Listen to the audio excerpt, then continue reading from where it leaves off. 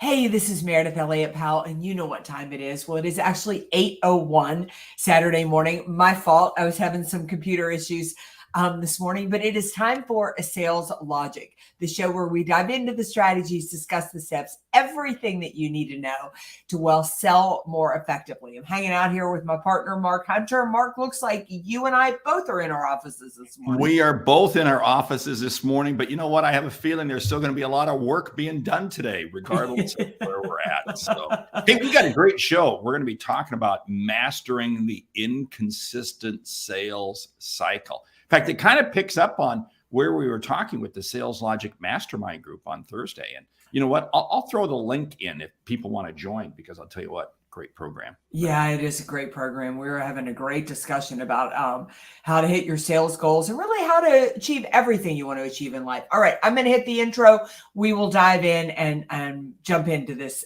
show today.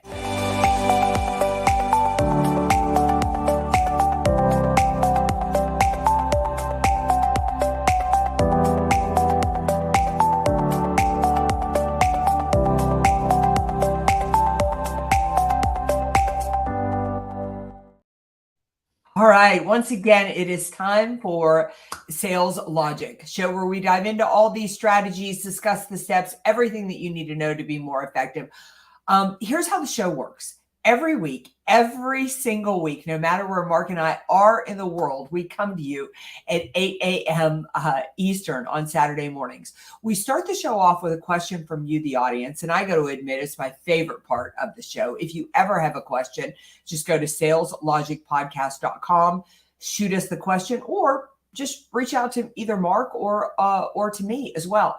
We discover a hot topic, we recommend a book, and we leave with a lightning round because we want you to get return on investment. All right, Mark, what is on tap for today? Hey, what's on tap? We're talking about mastering the inconsistent sales cycle. The comment board is already lighting up. It's great. But the question today comes from Dante from Istanbul. He says, we're getting hit hard by the economy. We work in an industry that is first to feel the impact. Sales cycles have slowed. Decision makers seem ready to move and then just go cold. And forecasting and predicting revenue is nearly impossible. How do I keep my team motivated? How do we stay on track? What advice do you have? Wow, this is so typical of what's happening all over the world. Yeah, well, welcome. You are coming to us from Europe, and you are definitely starting to feel the pangs of the economy starting to shift. So let's talk a little bit about the fact that you can't predict the revenue cycles. Number one, I would say just embrace that, because you can't. The moment that whether it is true or false that the economy is going sideways is kind of irrelevant, because the media has planted the seed. And if the media has planted the seed, then that is in the mind of CEOs. I think I read a statistic the other day that said something like 93% of CEOs believe that we are headed for recession. So with that, you have an unpredictable sales cycle. So stop focusing on the result and stop focusing on the revenue predictors as much, and back up and get your teams focused on the behaviors. If you have not clearly defined those behaviors, then clearly define them and reward and recognize your team for the behaviors they're doing more so than the results. And I'm gonna jump on this, but I got to back up. I'm part of that 7% that do not believe we're going to be headed into a recession, because I'm the optimist in the group. But anyway, here's the situation. I'm seeing this all over, and not only are CEOs concerned about this, but every CFO is doing contingency planning. You can't talk with the CFO. But what does this mean? This means that you, Dante, you've got to be doing much more tag team selling. In other words, you've got to be going in and reaching people at different levels. Here's the situation I'm finding. Because of the economy, because of everything, decisions are being made much further up the food chain. So if your sales team is not having conversations further up the food chain, maybe it's because they can't get those meetings. Okay, now why can't they get those meetings? Well, one is because they're delivering tactical solutions and not strategic, really, answers. And what does that mean? That means you or other members of your organization may need to get on a phone, may need to get face-to-face, but you got to be creating those conversations much further up in the food chain, because CFOs will make the decision, CEOs will make the decision if they feel it is in their strategic interest to do so. Otherwise, it's not going to happen. Yeah, I would so agree with that. I also think that, Dante, something else you need to be looking at is if you're starting to feel a shift in the cycle, that isn't a negative. It is literally just a shift in the cycle. It means something has changed. And that is the indicator to us that we need to change something in our sales cycle. For example, I don't know who you're calling on, and you may be calling on a group of people that are really starting to feel the pain right now of what's going on in Istanbul, across Turkey, and so maybe you need to shift into into another industry. Maybe they're not feeling as much of the pain, or you need to just look at the problem that you are solving for the industry that you are working in. Maybe their pain point has moved. It is a myth, a big myth, that people will not spend money in a troubling economy. They will spend money. They're just more selective about it. It has to be money aligned to solve a problem that is most important to them. You are spot on with that. And I love that, because here's what happens. The value proposition changes depending on the marketplace. So, Dante, your sales team might be going out and really selling a value proposition that works for yesterday's economy, that works for yesterday's marketplace. So what you have to do is you may have to reposition. I was just with a company this week, and we were discussing this in terms of reframing the value proposition, because the value proposition has changed because the marketplace. So what does that mean? That means you're probably, and this is going to be probably your role, Dante, that you've got to really understand, where is your economy going? Now, I don't know the Turkey economy well, but I do know that they're dealing with a tremendous amount of currency fluctuation and a tremendous amount of interest rate adjustments. So in other words, what this means is that there could be tremendous volatility if what you sell is a capital expenditure versus an operating expense. So what does that mean? You may have to reframe. You may have to break down what you sell and sell it in smaller pieces. In other words, it really comes back to the old adage that we've talked about on this show a lot: land and expand. In other words, you sell a small piece to the company today, to the customer today, and then you come back and expand. But I really am going to contend that probably what's happened is you need to change your value proposition. Yeah, that's what I think too. I love what Brad is saying here too. He said, "I've always used the seasons to get my teams to focus on new opportunities that emerge quarterly and even monthly based on changing consumer habits and behaviors. Back to school opens doors to market to moms for various products and services." I love this because Brad, I think what you're giving is such good advice. And Dante, you could really use this.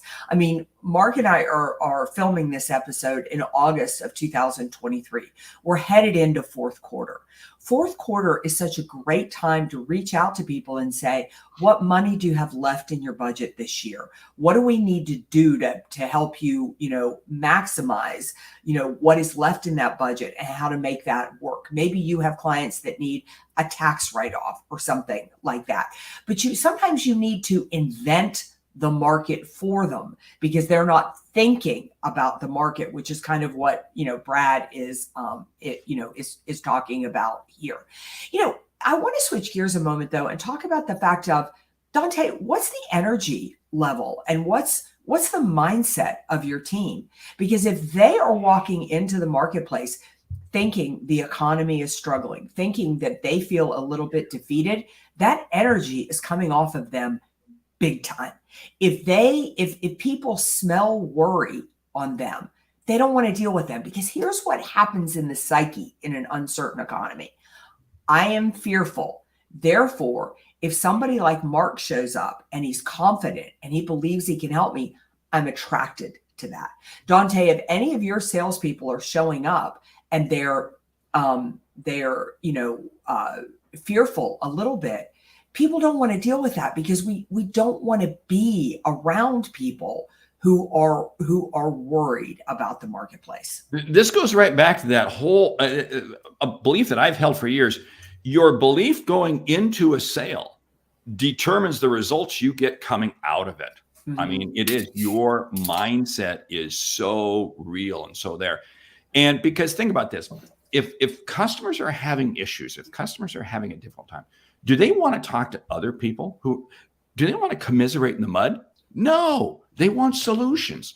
So if your people are not walking, and this is why we always have to frame what we do in sales as I am providing you with a solution that's going to help you see and achieve what you did not think was possible. And if I don't believe in that 100%, then guess what? I'm going to be in trouble. And here's a real good lesson for anybody. And again, we've talked about this a couple times, but Dante, and for anybody in sales, you got to take your customers and look downstream. Look downstream. When I mean downstream, who are they selling to? Who are they dealing with? And this is irregardless if you're B2B, B2C, or B2G. You got to be looking downstream. Where does what you sell fit into the next piece? And then you may even have to look upstream. What are the problems that they're dealing with? And is what you provide, can you help them with that? When you begin to look at a more 360 perspective of where your customers are, it's amazing how you see different things. Spot on. Hey, Brent's got a great comment there. You want to jump in with it, Mary? Yeah, I wanted to, because I think it relates really back to, Mark, something that you were saying about, talking about the fact, if you are not connected to the CEO and the CFO right now, then you need to work on getting connected to the CEO and CFO, even if that is not the level you work with, or you controlling the message that's getting in front of them.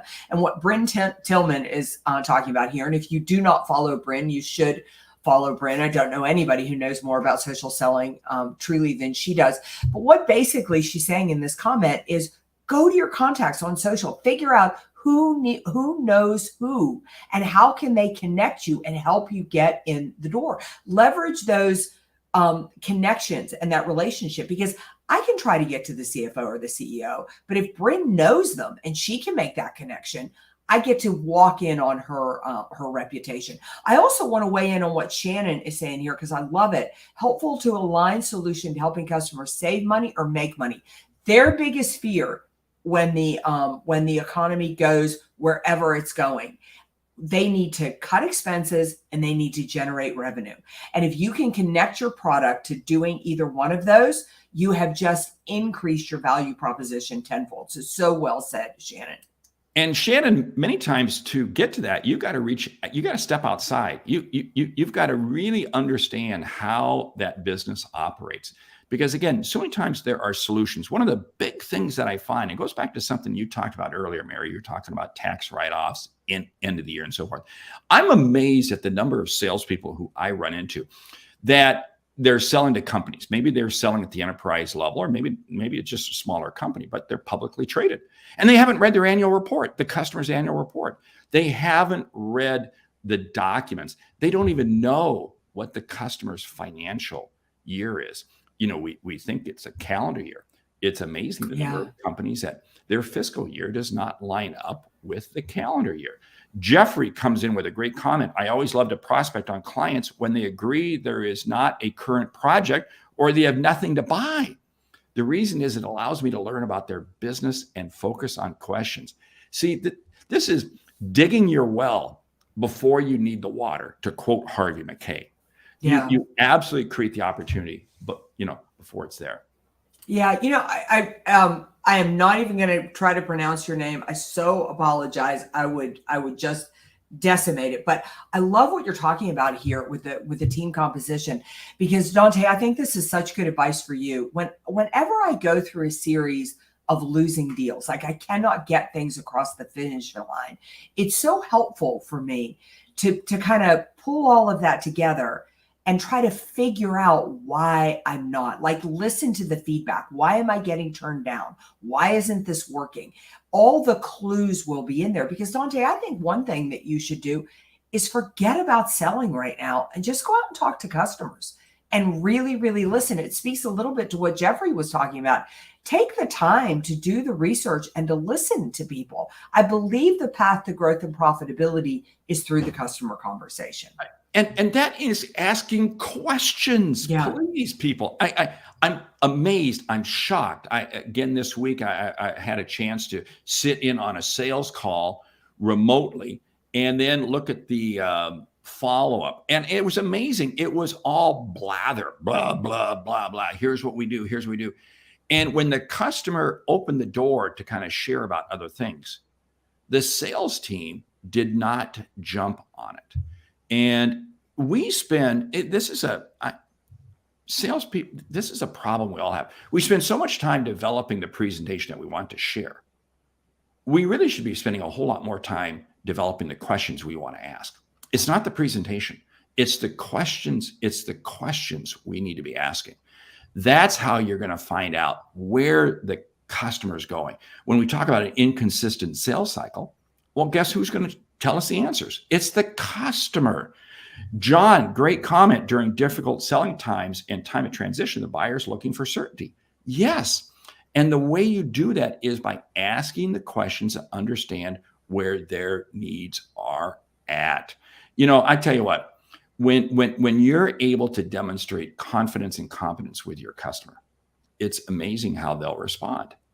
And don't hesitate to be sitting there and asking more questions, because they'll keep talking if they view you as being worthy of hearing the answers of what they have to say. In other words, you got to come across as somebody competent.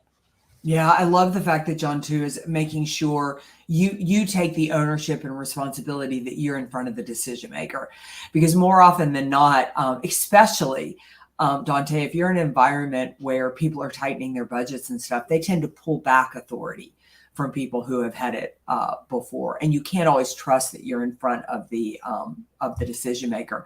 I love what Joseph is saying here. Getting a no is not a loss unless it causes you to quit. So well said. I mean, no usually means I didn't show enough value. I don't understand the pain point.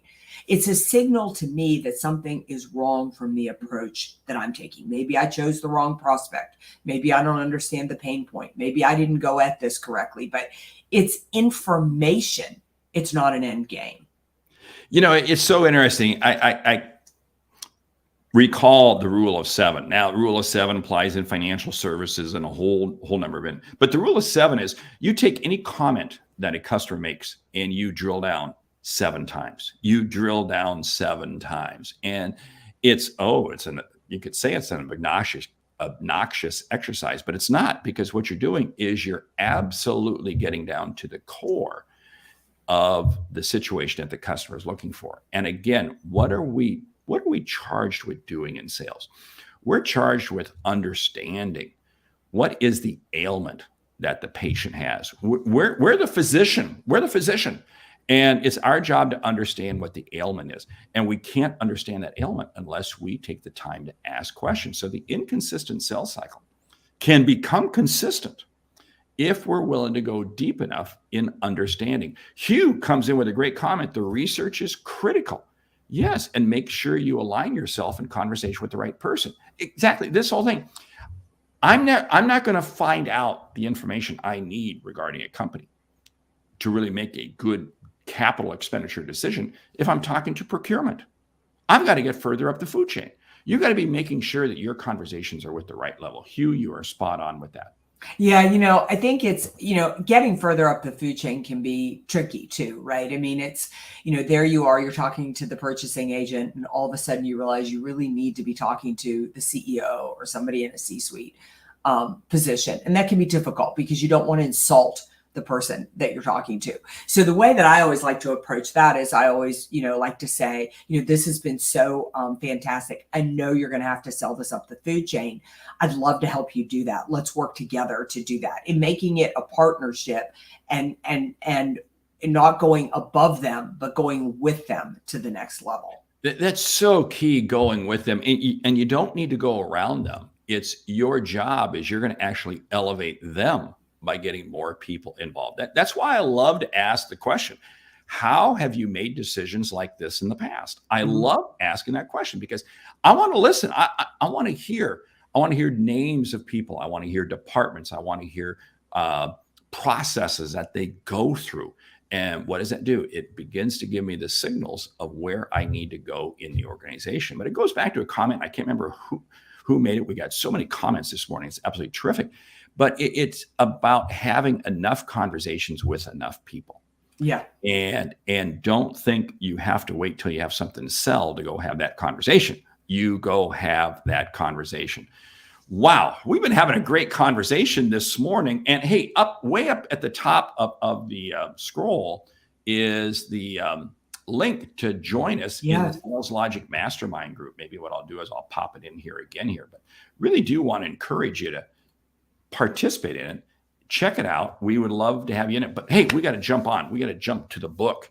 The book this week, Rethinking the Sales Cycle by Holland and Young. And I'm going to admit, I'm not familiar with it.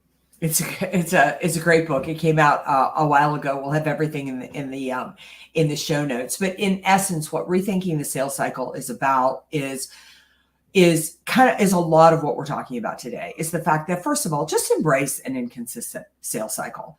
It's just part of it. I mean, everything ebbs and flows. Anybody who's been around 30, 40 years knows you're just in some markets where you just open the door and business comes in.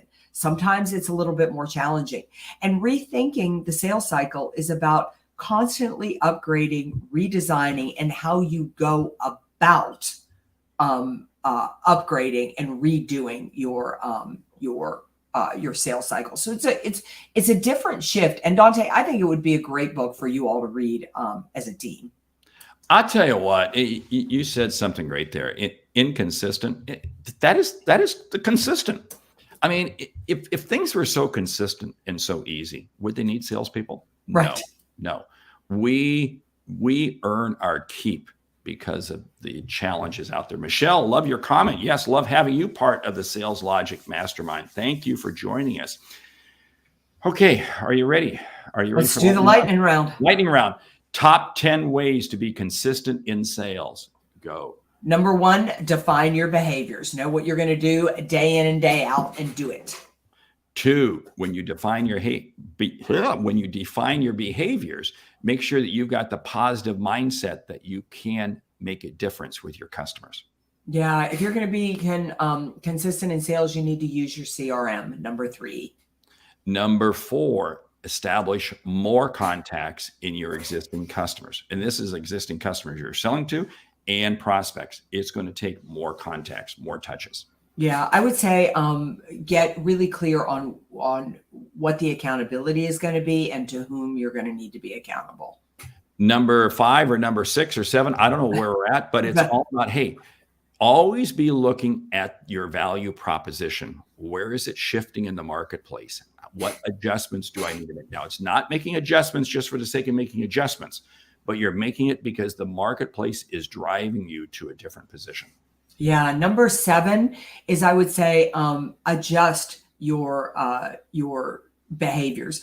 Don't just be so consistent that you do the same thing day in and day out, no matter what. Pay attention to what's working, what isn't working, and make the tiny adjustments you need to make along the way. Great. Hey, I'll share one more. You share one more. Make sure that you are allocating the right amount of time between existing customers and prospects. Too many times we get into inconsistency because we're spending all of our time on current customers, and then we wonder why our funnel is totally empty. And sometimes it happens in the other way. You've got to have the balance. Every organization figures out their own right level. Yeah. If you're going to be consistent, do it in small bits. Don't decide that you're going to make 20, 30, 40 sales calls a day.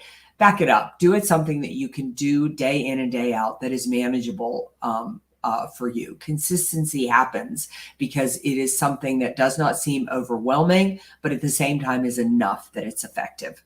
Hey, we got to go back to some of these comments before we close the show down. I mean, I love Natalie. No is the path to yes, and multiple touch points from the C-suite to directors. But here's a point. I like what she says.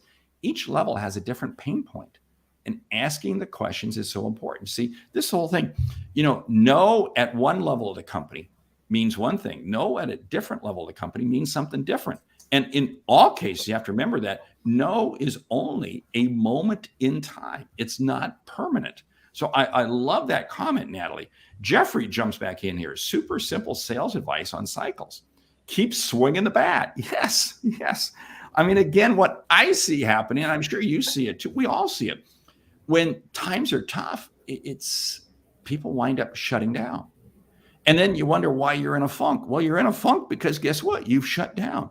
You can't win the game unless you step up to the plate with a bat and be. Yeah, I also love the fact that Jeffrey is talking about the fact that you need to ask for help. I'm trying to make a shift in my business right now. And I reached out to 6 of our friends yesterday. I was on the phone almost all day yesterday, getting their perspective, their input and advice. And my question was, I want to do this in my business. I am completely clueless how to do this. Can you help me? I think asking for help is so important. I also want to talk about the fact that I did Jeffrey's podcast, great podcast, but he's going to have our friend Andrea Waltz on Selling Stories, where she's going to be talking about the power of no. And if you've not listened to Andrea, listen to Jeffrey's podcast. Just great information. Well, and pick up both of Andrea's books. Because yeah. I'll tell you what, the whole no book that she talks about, I mean, it is so powerful and so good. She's a great, great friend of the show. Here's what it comes down to. You've got to stay in the game. You have got, I can't stress this enough of salespeople, wherever you are. If you're not in the game, it is amazing. This is why, I mean, you and I enjoy doing this show on Saturday mornings. And why? Because it gets us in the game. And, you know, there is so much potential. But if you don't show up, it's not going to happen for you. So any other comments? We need to kind of. Yeah, but hey, you know what? We should talk about the Sales Logic Mastermind, right? Oh, absolutely. If you want to join us, we have some amazing things going on with the Sales Logic Mastermind. Go to this link, check it out.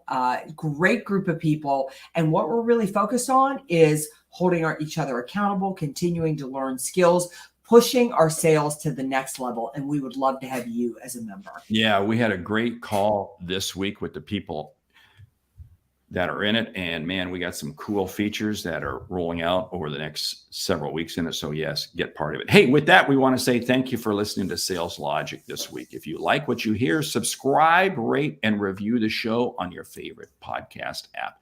If something we've said has earned you a single dollar, hey, consider telling a friend, would you? Because it's how we grow when we help you grow. I'm Mark Hunter. And I'm Meredith Elliott Powell. Remember, when you sell with confidence and integrity, uncertainty suddenly becomes your competitive advantage. And the sale becomes logical. All right. We'll see you right back here next week, 8 a.m. Eastern, for another episode of Sales Logic. In the meantime, check out saleslogicpodcast.com, Sales Logic Mastermind. Send us your questions. Join the mastermind. We'll see you right back here next week.